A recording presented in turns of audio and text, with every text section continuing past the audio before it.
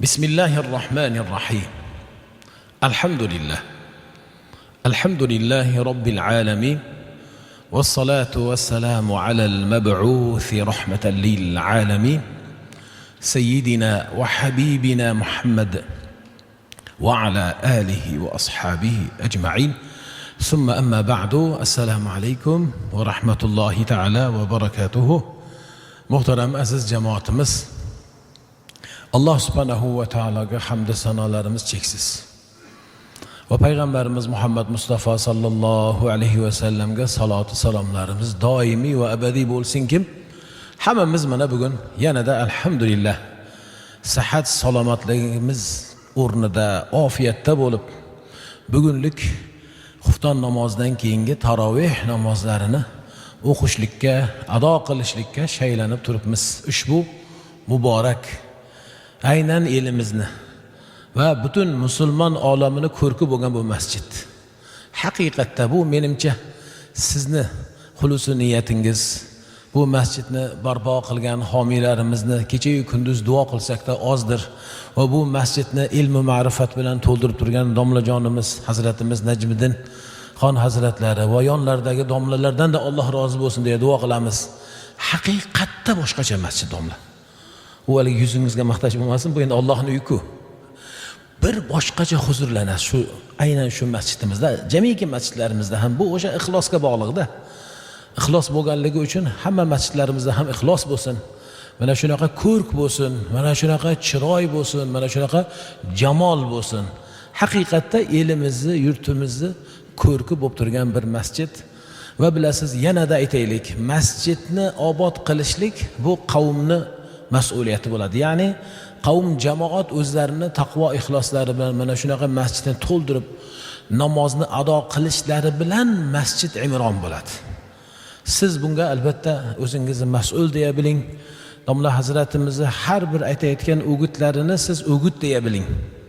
Sizga bir hadis sharifni aytayda, shuni sevinib, bundan keyin yana ham ulamolaringizga va ulamolarimizga e'tiborli bo'lasiz. Payg'ambar alayhissalatu vassalam hadis shariflarida "Man safaha aliman fakannama safahani" debdilar.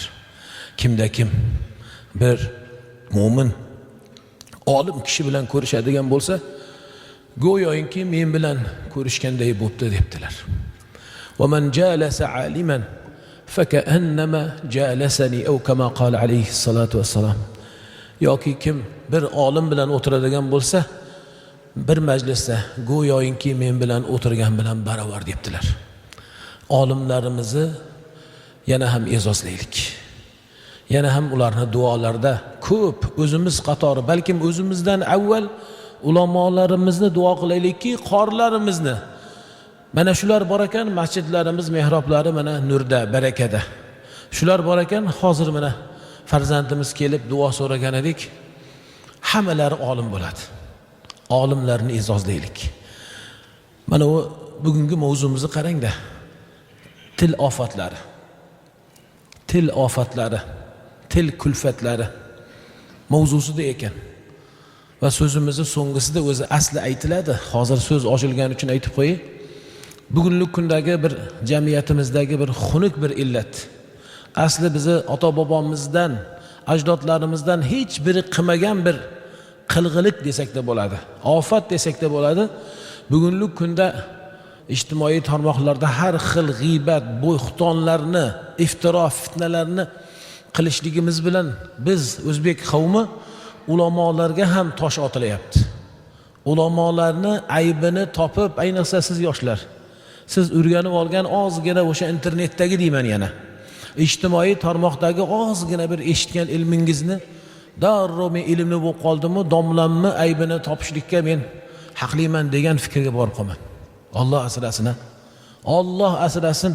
Tilingizni tiying. Ayniqsa bir mo'minni g'iybat qilish nima edi? Uni go'shtini yeyishlik bilan barobar edi, balkim uni jasadi, o'lik bir jasadi tanasini yeyishlik bilan barobarmidi? Allohning o'zining xabarimi? Endi ulamolarni go'shti debdi, masmuma debdilar. Ulamolarniki o'sha o'lik tana bo'lishligi bilan birgalikda zaharli bo'lar ekan. Zaharli bo'lar ekanki, yegan inson o'sha vaqtda til tortmasdan o'ladi. O'lmayapman-u demang. O'lmayotgan bo'lsangiz, ana qalbingiz o'lib bo'lgan bilmaysiz. Qalbingiz o'lib bo'lgan bo'ladi. U qalbga keyin va'z va irshod, bir nasihat, bir xabar, ma'rifat unga hech ham kirmaydi. O'shandan saqlang. Bugunlik kunda siz yoshlar, iltimos sizlardan. Ana u bir adashganlar aytgandir. Siz hech ham qo'shilmang. Siz yaxshi yoshlarsiz, ya'ni siz solihlarsiz. Siz aql xushingiz yerida bo'lgan birlarisiz. Bir ulamo bir fatvo aytsalar, qarang, biling-da, fatvo ahlini biling. Fatvo ahli azizlar, mujtahidlar xato qilsalar ham baribir ularga bir ajr yoziladi. Mujtahidni Alloh shunaqa azizlab qo'ydi. Dinida mujtahid bo'lganni azizlab qo'ydi. Agar xato qilsalarda Allohning yo'lida, Allohni va payg'ambari alayhissalatu vasallamning kitoblaridan ijtihod qilib, qavmga, jamoatga bir masalani azizlar, jamoat bu mana unaqa bo'ladi desalarda, adashsalar, deylik adashdi. Xato qildi, lekin baribir ham bu ulamoga bir ajr bor ekan, shuni biling. To'g'ri aytadigan bo'lsa, lahu ajron deyil, ikkita ajrga ega bo'ladi. Agar xato qilsa, bir ajrga ega bo'ladi. Natijada ulamo ajrli, siz mana u tilingiz bilan ulamoni boyagi masmum, ya'ni zaharlangan go'shtini yedingiz-u, o'zingiz halok qildingiz. Bugun mana shu ijtimoiy tarmoqlardagi bo'layotgan hamma holat, afsus deymiz yana ham. Achinamiz, sizni mana u namozlaringizni yeb ketuvchi, tutayotgan ro'zalaringizni havoga uchiruvchi, zakot berayotgan bo'lsangiz hammasini rad qilib bir pul qiluvchi ish mana u ijtimoiy tarmoqlardagi har xil bo'xton, iftiro, ayniqsa ulamolarimizga. Ulamolar haqlaridagi aytilgan so'zlar juda ham xunuk gaplar. Sizga hadisni bejiz eslatmadim, yangi kelganlar eshitsin. Bir ulamo bilan biringiz ko'rishadigan bo'lsangiz, payg'ambar alayhissalatu vassalom bilan ko'rishlik ajri savobi sizga berilar ekan. Agar bir ulamo bilan bir majlisda o'tiradigan bo'lsangiz, payg'ambar alayhissalatu vassalom bilan bir majlisda o'tirish ajri savobi berilar ekan. Mana shunday qadrlashligimiz kerak ulamolarni. Hozir sizga e'lon qilinsaki, payg'ambar alayhissalatu vassalom ziyoratlarga ummatlarini kutyapti. Madinadalar shu vaqtda tirilib keldilar desa, hammamiz otlanmaymizmi?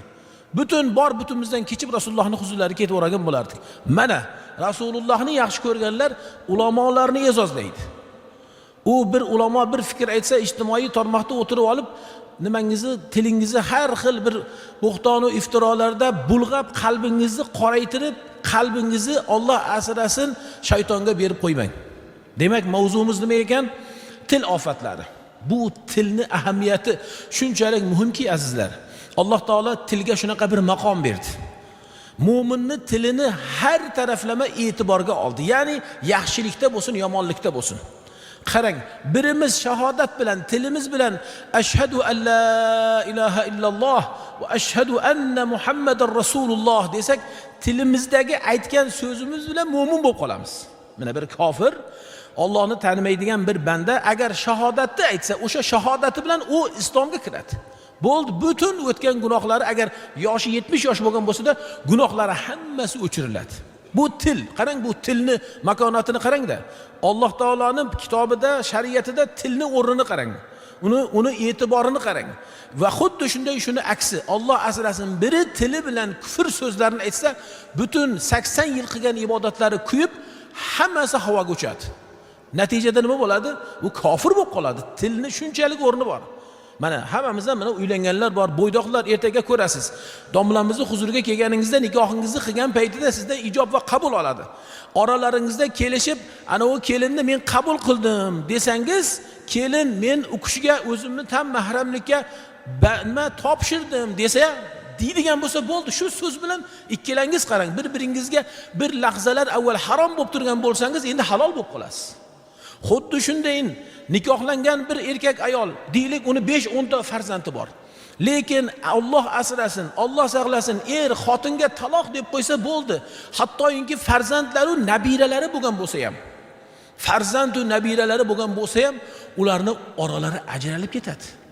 Begona bo'lib ketadi. Huzurimizga kelyapti domlam, huzurimizga 64 ga kirgan otaxon kelyapti. Bu nafsiga qul bo'lib, shaytonga itoat qilib, ayolni qo'yib qo'ygan. Yig'laydi. Hazrat, men nima qilay? Axir nabiralarim bor-ku deydi. O'sha so'zni aytishlikdan oldin o'ylash kerak edi u otaxon, 64 ga kirgan otaxon. Demak, bizni qarang, dinimizda tilni o'rnini ko'rdingizmi? Tilni makonatini ko'rdingizmi? Til bilan yaxshi so'zlarni aytib jannatga kiramiz. Alloh aslida til bilan yomon so'zlarni aytib do'zaxga kirib qolishimiz mumkin. Bu Sahih Buxoriyda keladi. Bir ayolni payg'ambar alayhissalatu vassalomning huzurlariga kelib aytishdilarki, ana u bir ayol kecha-yu kunduz qoyim soyim, ro'zador, namozlarni 5 vaqt kanda qilmasdan o'qiydigan, katta infoq qiladigan, hatto nafaqani ham ko'p qilar ekan. Lekin walakinnaha tu'zi jaraha dedilar. Ammo bitta shu aybi bor ekanda, nima ekan aybi? Shu qo'shnilariga bilisaniha, qo'shnilariga tili bilan azor berib qo'yar ekan. Tili bilan azor berib qo'yar ekan. Payg'ambar alayhissalatu vasallam fahiya finnar dedilar. U do'zaxda dedilar. Do'zaxi. Qarang, qilib turgan ibodatlaringiz, qiynalib tutayotgan ro'zalaringiz, qancha bir qimmat narsalarni ato qilib infoq qilgansiz. Bergan zakotlaringiz kuyib ketar ekan, yonib ketar ekan, agar tilingiz bilan bir mu'minga azor berib qo'ysangiz. Va uni muqobilida yana bir ayol zikr qilindi. Ana o'zi namozni o'qiydi va farz ro'zasini tutadi. U nafl ro'zalardan tutmaydi. Lekin oz bir o'sha qiymatli narsalarni nafaqa qiladi. Unaqa ana u birinchi ayolga o'xshab katta ham narsa infoq qilishlikka uni sharoit yo'q. Deganlarda Rasululloh alayhissalatu vasallam fahiya fil jannah. U jannatda. Lekin nega? Chunki li annaha la tuzi jaraha bilisaniha. Chunki u ayol o'zini tili bilan qo'shnilariga zarar berib, aziyat bermas ekanda. Til mana shunday narsalar azizlar. Demak, bugungi kunda ayniqsa ro'za. Bu ro'za biz har doim suhbatlarda domlalarimiz aytiblar. Bu 30 kunlik kun, bu biz uchun bir hayot umr madrasasi. Ya'ni madrasasi nima? Biz bundan o'sha dinimizni, diyonatimizni komil qilib oladigan, taqvomizni o'stirib, ziyoda qilib oladigan, har xil ezgu niyat amallarda yana ham ziyoda bo'ladigan bu kunlar, bu madrasa kunlaridir. Bugungi kunda agar bu kundan yaxshi bir hosil bilan chiqadigan bo'lsangiz, u sizni keyingi mana Shavvol oyi, undan keyingi oylar, undan keyingi oylarga omonlikda, esonlikda yetishligingiz kerak. Lekin Ramazonda qilgan amalingizni Ramazondan keyin yo'qotib qo'yadigan bo'lsangiz, u Ramazoningizdan nima foyda? Alloh taolo la'allakum tattaqun demadimi? Ey iymon ahli, sizlarga avvalgilarga farz bo'lgani kabi ro'za farz qilindi. Shoyat taqvodorlardan bo'lsangiz deya ro'zadan maqsad taqvo. Bugungi kunda taqvoda bo'lib, mana shu tillarimizni ehtiyot qilaylik. Ya'ni til ofatidan, til vabolaridan, o'sha til virus deylik bugun, til viruslardan saqlanaylik. Birimizni g'iybat qilib, birimizni bo'xton qilib, birimizga fitna so'zlarni aytib, biri ana u odamlar ichida, mahalla ko'y ichida, qavmi qarindoshida chaqma-chaqorlikda yurib, o'zi ro'zador, afsus. U bilmaydiki, ro'zasi uchib ketib, ro'zasiz bir holda bo'lganligini bilmaydi u chaqma-chaqor yoki o'sha fatton bo'lgan yoki bo'xtonchi bo'lgan bir kimsa. Bugun mana shundan tilimizni tiyaylik, saqlanaylik. Alloh subhanahu va taolo inshaalloh har biringizni duongizni ijobat qilib, so'raganingizdan ko'pini beradi va o'zi iymonda inshaalloh sobit qadam aylaydi inshaalloh. Endi qarang, til ofatlaridan deyilsa qisqa aytaman, namozimiz vaqti bo'lganligi uchun til ofatlaridan saqlanishlik holati birinchi nima deyilsa, u yolg'on guvohlikka o'tish yoki yolg'on guvohlik berishlik. Yolg'on guvohlik mana bizda hozir Alloh asrasin juda ham bir ofat bo'lib ketdi. Bu nimalarda, mahkamalarda demaysizmi? Yoki bo'lmasa mana ijtimoiy tarmoq aksari biri yolg'onda ayblayotganligi. Buni shahodatu zur deydilar azizlar. Shahodatu zur nima ekan? Yolg'ondan bir narsaga guvohlikda bo'lishlik, guvohlikka o'tishlik. Buni ulamolarimiz tuadilu shirk deganlar. Bu shirkka teng. Aynan payg'ambar alayhissalatu vasallam bir hadis shariflarda katta gunohlardan ogohlantirar ekanlar. Ash-shirku billah. Eng katta buyuk gunohlardan bu nimadir? Allohga shirk keltirish. Undan keyinchi va uququl validayn, ota-onaga oq bo'lishlik, va qatlun nafsi, va bir nafsni o'ldirishlik, birini joniga qasd qilishlik. Endi mana va qawlu zur, yolg'on guvohlik berishlik. Yolg'ondan mana shu moli dunyoni deb turin, qarang, hattoki o'tganda eshitib biz yoqa ushlab qoldik. Aka o'zini ukasini ustidan yolg'on o'sha hujjatlar to'g'rilab sudga berib, hozirgi kunda mana 7 oy 8 oydir aka berganlik o'sha tuhmatidan uka qamoqda yotibdi. Aka arzimas bir zavol dunyo, o'tib ketuvchi dunyo, u silay rahm qayoqda qoladi? Ularni o'qigan namozi qabulmi deysiz? Ularning duosi ham qabul bo'lmaydi. Silay rahmni uzgan insonni ko'p eshitgansiz. Duosi ham qabul emas azizlar. Duosi qabul emas. Namozi qanday, ro'zasi qanday qabul bo'lsin? Va ukasini mana bo'xton qilib hujjatlar to'g'rilagan. Va afsuski o'sha ba'zi birlar unga yordam qilgan, yolg'ondan o'sha hujjat to'g'rilashlik uchun boyagi yerdan uni chiqarib va uni benasib qilishlik uchun qanaqadir shunaqa ishlar qilgan. Alloh asrasin. Aka-ukalarning oralarida bo'layotgan ular musulmon. Ular g'ayri din emas. Shuning uchun biz kuyinamiz. Bugun ogoh bo'laylik, shu ro'zada o'zimizni bir taqvoda Alloh taoladan so'rab, bir ziyodalikni so'rab, taqvo ahlidan bo'lib chiqaylik. Ro'zadan keyin aynib ketmaylik deya bu so'zlarni sizga bugunlik kunda aytilyapti. Yana o'sha til ofatlaridan nimadir? Alloh taolo o'sha josuslikni ham til ofatlaridan degan. Josuslik nima edi? Biri aybini qidirishlik. Ayniqsa yana qaytamiz mana bu telefonlarimizga. Ko'chada bir bo'lgan holatni darrov uni chiqarib butun dunyoga fosh qilishligingizda kim ko'rsa o'shani aybini va kim o'shani aybdor deb bilsa, siz aybni fosh qilganligingiz uchun hammasini gunoh sizni bo'yningizga bo'ladi. Saqlaning. Oddiy bir ko'chada avtohalokat bo'lyapti-da, o'sha joyni ham borib olayapsiz. Qanaqa vijdonsizlik bu? Qanaqangi bu mantiq yoki qanaqangi bir aql? O'shani o'rniga o'zingizni qo'yib ko'ring, birodar. O'zingizni qo'yib ko'ring, Alloh asrasin, sizning mashinangiz o'sha ag'darilib ketdi. Bu nimasi bu? Yugurib borib o'shani olib, birodarlar, mana shu joyda juda katta avtohalokat bo'libdi. Ko'ringlar, hamma unga like bosgan. Nimasiga like bosasiz uni? Har bosganingizda mana shu qo'lingiz qiyomat kunida gapiradi. Mana shu nimaga bo'lmag'ur narsalarga qo'l bosgan edi. Mana bu telefon texnikalar, bu fotoapparatlar rivojlangandan beri bizni ishimiz chigallashib ketyapti. Bilmay qolyapmiz gunoh ishlarni qilib qo'yayotganligimizdan. Ehtiyot bo'laylik. Alloh taolo o'zining oyatida, kalomida, aynan Hujurat surasida 12-oyatda A'udhu billahi minash shaytonir rojim va la tajassasu. Hozir tilim Ibn Kathir qiroatiga ketib qoldi, shuni men o'qib beraman dedim. Ibn Kathir qiroatida va la tajassasu deydi. Va la tajassasu, ya'ni bu juda ham qattiq nahiy.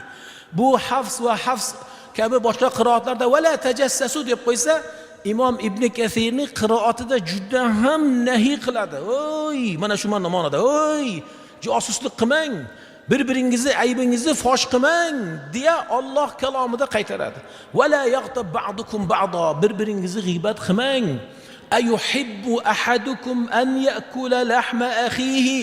Bir qiroatda mayyitan bo'lsa, mayyitan deya tashdid bilan o'qiydi. Bir qiroatda maytan desa tashdidsiz, ya'ni uni o'limtik holatida o'lgan bir o'sha najosat bo'lib turun bir o'limsa bo'lib yotgan paytida yeyishlikni siz xohlaysizmi? Albatta uni yomon ko'rdingiz-ku deyapti. Qandayga endi siz uni g'iybat qilib, o'sha holatda siz nima qilasiz? O'zingizni katta ism, gunohga tushirasiz. Hatto payg'ambar alayhissalatu vassalom qarang, bir kuni bir o'tayotib bir qo'zichoq deb keladi. Ba'zi rivoyatda eshak deb keladi. O'lib yotgan bir chirib yotgan eshakni ko'rdilar. Keyin mana uni chaqirib yuboringlar dedilarda, sahobalaridan ikkitalarini chaqirdilar. Qaysi voqeada? Ular o'sha Ma'iz deyiladi, o'sha ikkita zinoda o'zlarini o'sha zinoga tushib qolib, zinoda rajm, ya'ni toshbo'ron qilingan ikkita sahoba va sahobiyani gapirib qo'ygandilar. G'omid val Ma'iz degan sahobalar, sahobiya. Ularni toshbo'ron qilingan paytda mana deya qarang, ular aybini tan olgandilar. Ular tavba qilgandilar. Tavba qilganliklari uchun toshbo'ronga o'zlarining nafsida rozi bo'ldilar. Ana u sahobalar ular toshbo'ron qilinayotganligini Rasululloh eshitib qolgandilar. Ammo bir payti vaqti keldiki, chaqirdilar. Ana uni mana uni chaqiringiz dedilar. Keldilar, labbayda. Ular xursand bo'lib kelishlar. Bular kim edilar? Sahobalar edi. E'tibor qiling. Va Rasululloh aytdilarki, siz ikkingiz dedilar, mana u go'shtlarni yengizlar dedilar. Sahobalar qarab qoldilar. Nahotki shunday rahmat payg'ambari, shunday yaxshi payg'ambarimiz bizga mana u eshak go'shtini taklif qilsalar deya tushunmadik degan ma'noda Rasulullohga boshlarini chayqab, "Ya Rasululloh, ya Habibimiz, nega siz bizni buni yeyishligimizni aytyapsiz?" deganlarda, ana u kuni dedilar. G'omidiya va Ma'izni toshbo'ron qilingan kunida mana shuni yedingiz-ku dedilar. Ko'ryapsizmi? Rasululloh qanday ularga o'rnida o'g'it berdilar. Siz o'ylamang, bu gap-ku, lekin og'zimga kelmayapti-ku, u birodarimning o'lik go'shi demang. U og'zingizga kelmasa qalbingizga keladi. Qalbingizni o'ldiradi. Bir kun kelib Alloh asrasa mana masjidlardan ham Alloh to'sib qo'yadi. Voy, g'iybat qilayotganlar, bo'xton qilayotganlar. Bugun farishta yuzli bo'lib o'tiribsiz. Alloh qabul aylasin. Lekin ana u kunlari ko'p g'iybat qilib o'rganligingizdan bir kuni vaqt keladi, zamon keladi, Alloh sizni mana shu baytga kirgizmay qo'yadi. Ko'chada yurganlar kabi ko'chada sangsib yurib qolasiz. Alloh asrasin, sang'iraqlab. Shuning uchun tilingizni tiying, mu'minlarning irzidan, g'iybatdan, o'sha bo'xtondan tilingizni saqlang. Alloh subhanahu va taolo hatto vattaqulloha, Allohdan qo'rqing deyapti. Vattaqulloha va innalloha tawwabur rahim. Lekin Alloh taolo yana ham tavbaga chaqiryapti bizni.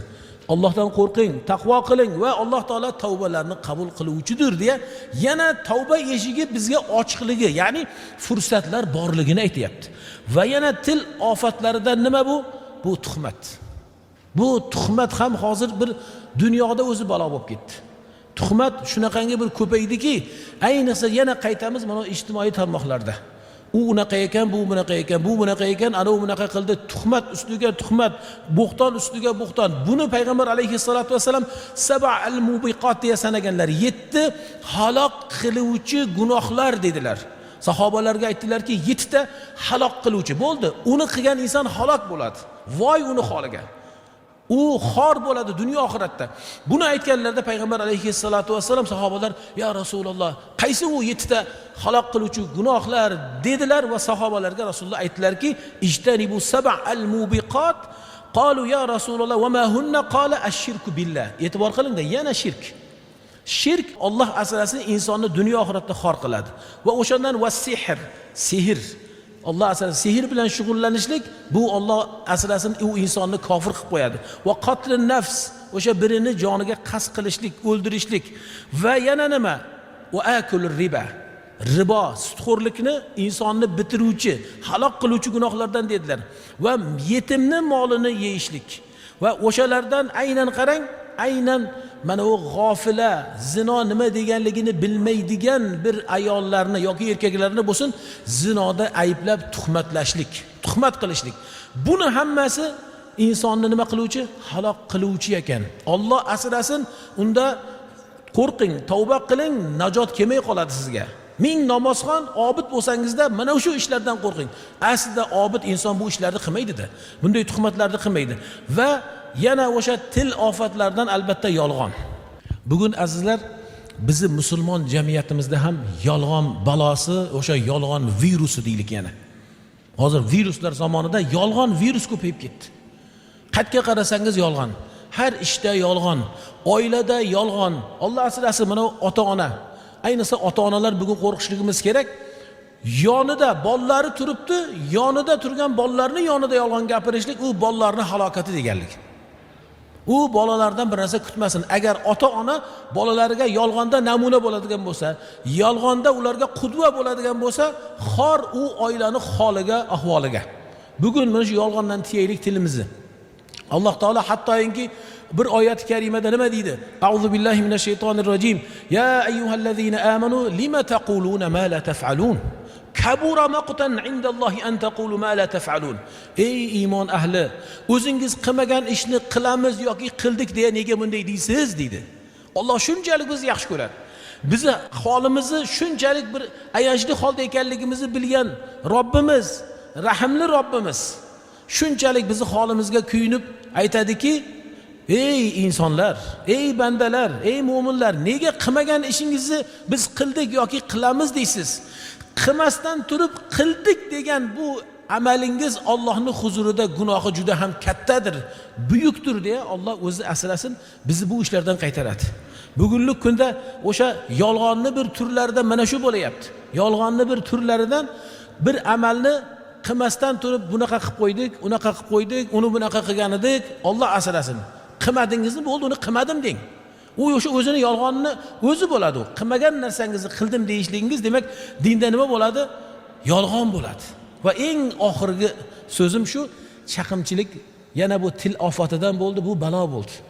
Oilalarni qarang, quda andarlarni uzib yorayotgan, bir-biridan o'sha rishtasini kesayotgan, aka-ukalarni orasini buzib qo'yayotgan, xish aqrobolarni bordi keldilaridan to'xtatib qo'yayotgan bu chaqimchilikdan ehtiyot bo'laylik. Chaqimchilik Alloh asrasin katta gunohlardan. Hatto payg'ambar alayhissalatu vasallam sahobalariga o'rgatar ekanlar, u ta'lim asli bizga. Chunki sahobalar Rasululloh alayhissalatu vasallamning huzurlarida bo'lib, ular tavba qila olganlar. Biz ko'proq tavba qilishlikni Alloh taoladan so'raylik. Tavba eshigi biz uchun ochiq. O'tarkanlar payg'ambar alayhissalatu vasallam ikkita qabrni ko'rdilar.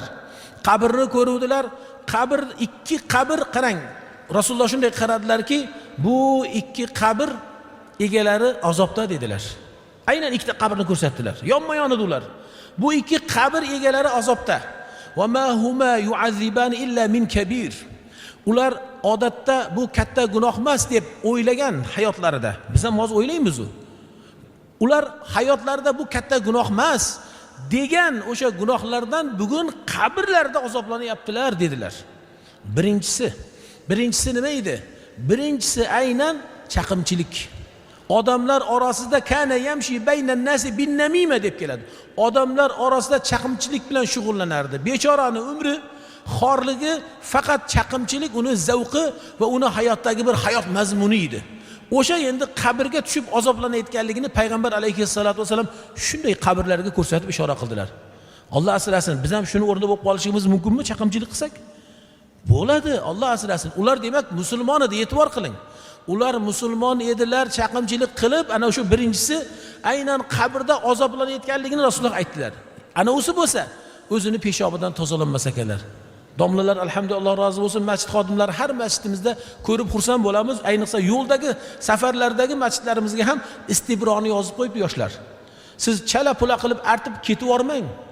O'sha yerda yozib qo'yibdi istibroda, ya'ni o'sha bavulni, peshobni biz zakar, ya'ni biz erkak bo'lganligimiz uchun erkak kishinikini o'shanaqa yo'li tozalanishligida biroz o'sha vaqt olganligini fuqaholarimiz bilib, namozi yonib ketmasin, ibodati bir pul bo'lmasin deya masjid qavmi domla boshliq o'sha masjid xodimlari hatto tahoratxonaga yozib qo'yapti. Istibroni biroz yo'talasiz, biroz silkinasiz, sakrab turasiz degan mazmunda. Nega? Sizni yaxshi ko'rganliklaridan. Payg'ambar alayhissalatu vasallam mana hadislardan qo'rqqanliklaridanki, siydigidan, peshobidan tozalanmagan, Alloh asrasin.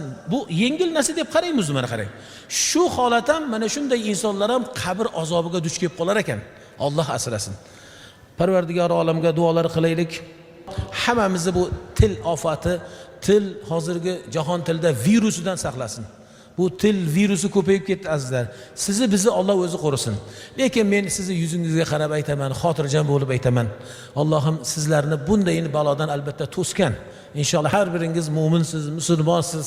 Ayniqsa domlamni ta'limini olib, hammangiz ham ibodatda qoyimsiz. Bu otalarimizni irshodlari, bu yoqdagi otalarimizni va'z va nasihati, pand va nasihatlariga quloq solgan yaxshi, odobli yoshlarsiz inshaalloh. O'shanga inshaalloh duo qilamiz, Alloh yana ham qo'rusin. Yana ham tilimizni faqat ilohim o'zini zikrida qilsin.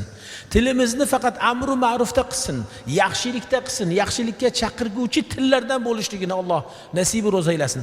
Bu tilimiz bilan Allohim bu qorilarimiz kabi kalamullohni so'ngigacha yodlab, unda ijozali bo'lib, hattoki vala tajassasu deya Ibn Kathirning qiroatida ham mana shunday tilimizda o'qishligimizni Alloh nasib rozaylasin. Parvardigor olam bu jamoatimizni barakotli qilib, Allohim har biringizni bosib kelgan qadamlaringizga hasanotlar bitib, bugunlik kunda har biringizni bilamizki, Alloh taoladan so'rab turgan hojatingiz bor. Allohim ziyodasi bilan ato aylasin. Har biringizning ham zurriyotingizdan ahli ilm ulamolar, mana shunday aziz boshlaringizga izzat, viqor tojini kiydiradigan ahlullohlarni ko'plab kelishligini nasibi ro'za aylasin. Ayniqsa mana domlajonimizning nabiralari Muhammad Yusufxon, Muhammad Siddiqxonlar, ilohim hamma farzand va zurriyotlari ham olimi ulamolar bo'lib, o'zlari kabi mehrab sohibi bo'lib, shayxul islom bo'lib, ota buvlarini, bobokalonlarini, momo ochalarini boshlariga izzat, viqor tojlarini kiydiradigan ahlullohlardan bo'lishlarini Alloh nasib ro'za aylasin. Oramizda farzand so'rab turganlarimiz bor. Alloh ularga bir yo'la o'ziga onsandir ulamo farzandlarini in'om aylasin. Qarzdorlarimizga buni rahmat kunlari Allohim o'zi najotlar bersin. Hamma ham ilohim o'sha sinovdir, imtihondir, qarz bo'lib qolganlari bo'lsalar, ilohim Alloh o'zi najotlar, zafarlar bersin. Allohim musofirda yurgan azizlarimiz bor. O'sha joylarda ham ro'zador bo'lib turganlari bor. Allohim ularning ham ro'za ibodatlari, jamiki bu ro'zada qilgan ibodatlarini qabul aylab, yana elimizga, bu jonajon vatanimizga g'onimina solimina kelishlarini Alloh o'zi nasib ro'za aylasin. Allohim yurtimizni va yurtboshimizni Allohim doimo o'zini hifzi himoyasida qilsin. Va sallallohu ala sayyidina va habibina Muhammadin va ala alihi va ashabihi ajma'in. Amin bi rahmatika ya arhamar rahimin. Allohu akbar.